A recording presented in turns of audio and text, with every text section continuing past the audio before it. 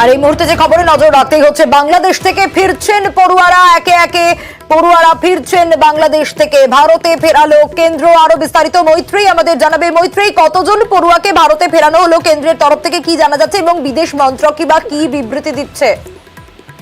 দেখো, এখনো পর্যন্ত বিদেশ মন্ত্রকের তরফ থেকে বিবৃতি দিয়ে যেটা জানানো হয়েছে, কিছুক্ষণ আগে বিবৃতি দিয়ে জানানো হয়েছে যে 778 জন পড়ুয়া তারা বিভিন্ন ল্যান্ড পোর্টের মাধ্যমে, অর্থাৎ স্থলভাগ দিয়ে তারা ভারতে ফিরেছেন এবং তার সঙ্গে সঙ্গে প্রায় 200 জন আরো পড়ুয়া তারা বিভিন্ন ফ্লাইটের মাধ্যমে, ফ্লাইট সার্ভিসেস ব্যবহার করে তারা ঢাকা থেকে এবং চিটাগং এয়ারপোর্ট থেকে তারা ভারতে ফিরেছেন।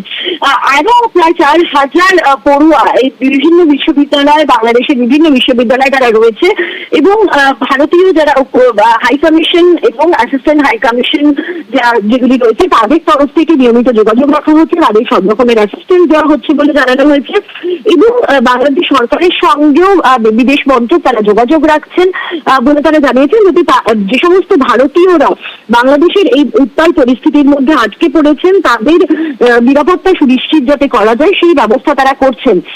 একই সঙ্গে বিমান পরিষেবাও যাতে একেবারে স্মুথ থাকে সেটা নিশ্চিত করার জন্য তারা বিভিন্ন সিভিল এভিয়েশন যে এয়ারলাইন রয়েছে, যে সিভিল এয়ারলাইন রয়েছে তাদের সঙ্গে নিয়মিত তারা যোগাযোগ রাখছেন, যাতে যে সমস্ত ভারতীয়রা যারা ভারতে ফিরতে চাইছেন এই অশান্ত বাংলাদেশের পরিস্থিতি থেকে তারা যেন তারা যেন ভালোভাবে ফিরে আসতে পারেন। একই সঙ্গে এর আগে আমরা জানিয়েছিলাম যে হাই কমিশনের তরফ থেকে বাংলাদেশে থাকা ভারতীয় দূতাবাসের তরফ থেকে 5টি হেল্পলাইন, 24 ঘন্টার হেল্পলাইন লঞ্চ করা হয়েছে, যেগুলো বিভিন্ন শহরে, ঢাকা শহর, ঢাকা, চিটাগং সহ মোট 5টি শহরে বিস্তৃত রয়েছে এবং সেগুলি 24 ঘন্টার জন্য অপারেট করছেন এবং ভারতীয়রা, যে সমস্ত পড়ুয়ারা এবং যে সমস্ত ভারতীয় নাগরিকরা এই মুহূর্তে আজকে রয়েছেন বাংলাদেশে, তাদেরকে সমস্ত রকমের সহযোগিতা তারা দিচ্ছেন বলে জানিয়েছেন। বেশ মৈত্রী।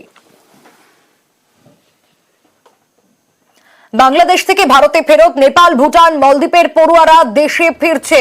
কতজন পড়ুয়া ফিরলো এখনো পর্যন্ত, আরো বিস্তারিত আমাদের জানাবে শুভঙ্কর এ বিষয়ে। শুভঙ্কর, কোচবিহারের চ্যাংরাবান্ধা চেকপোস্ট দিয়ে দেশে ফিরলো কতজন পড়ুয়া?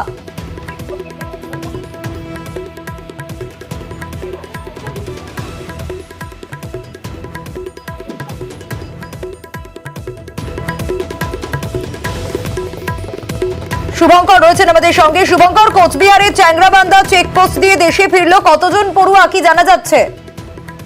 দেখো, কোচবিহারের চ্যাংরাবান্ধা ইমিগ্রেশন চেকপোস্ট দিয়ে গতকাল রাতে 33 জন ডাক্তারি পড়ুয়া যারা ভারত, নেপাল এবং ভুটানের ছাত্র ছিল, তারা বাংলাদেশের বিভিন্ন মেডিকেল কলেজে পড়াশোনা করতো, গতকাল 33 জন ফিরেছে এবং আজ সকালে মালদ্বীপ, নেপাল এবং ভারতের মোট 13, এই নিয়ে দুদিনে মোট 46 জন পড়ুয়া ফিরেছে এবং চ্যাংরাবান্ধা ইমিগ্রেশন চেকপোস্ট সূত্রে আমরা যেটা জানতে পারছি যে ওই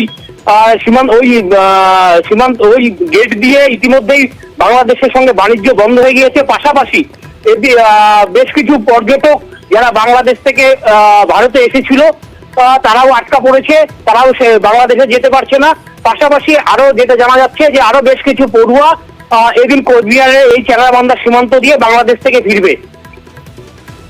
বেশ শুভঙ্কর, অন্যদিকে বাংলাদেশ থেকে কিন্তু পড়ুয়া পর্যটকরা সকলে ফিরছেন। শিলিগুড়ির ফুলবাড়ি সীমান্ত দিয়েও দেশে ফিরেছেন। আরো বিস্তারিত পার্থ এ বিষয়ে আমাদের জানাবেন। পার্থ, কয়েকদিন ধরেই কিন্তু এই ছাত্র আন্দোলন যেটা উত্তাল হয়ে রয়েছে বাংলাদেশ এবং আমাদের এই বাংলাদেশে কিন্তু এই পাড়ের অনেকেই কিন্তু করতেছেন, বিশেষ করে নেপালের বহু বাসিন্দা যারা এই শিলিগুড়ি, লাগোয়া, ফুলবাড়ি সীমান্ত দিয়ে পড়তে গিয়েছিলেন বাংলাদেশে এবং যেহেতু সেখানে অনির্দিষ্টকালে ছাত্র ধর্মঘট রয়েছে, এমনকি ইন্টারনেট পরিষেবা বন্ধ, অস্থির পরিস্থিতি, আর তাই একে একে কিন্তু যারা ওখানে পড়তে গিয়েছিলেন তারা কিন্তু ক্যাম্পাস ছাড়ছেন, অর্থাৎ বাংলাদেশে যারা পড়তে গিয়েছিলেন বিভিন্ন কলেজ এবং বিশ্ববিদ্যালয়ের ক্যাম্পাস ছাড়তে শুরু করেছেন এবং গতকাল থেকে কিন্তু এক এক করে যারা আটকে পড়েছিলেন আমাদের এই পাড়ে, অর্থাৎ নেপালের বাসিন্দারা যারা শিলিগুড়ি হয়ে ভারত বাংলাদেশ সীমান্ত ফুলবাড়ি ঢাকায় যেতেন তারাও কিন্তু ফিরে এসেছেন। পাশাপাশি অনেকেই চিকিৎসা করাতে এসেছিলেন শিলিগুড়ি সহ উত্তরবঙ্গে বেশ কয়েকটি জায়গায়, তারাও কিন্তু ধীরে ধীরে ফিরছেন বাংলাদেশে এবং অনেক ভারতীয় যারা বাংলাদেশে গিয়েছিলেন কোনো আত্মীয়র বাড়িতে বা ঘুরতে,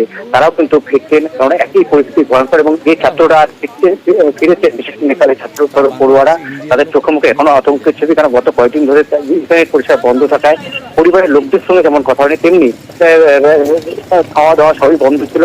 এবং এই অস্থির পরিস্থিতি এখন কবে পড়ে এই বাংলাদেশের পরিস্থিতি স্বাভাবিক হবে, সেদিকেই তাকিয়ে।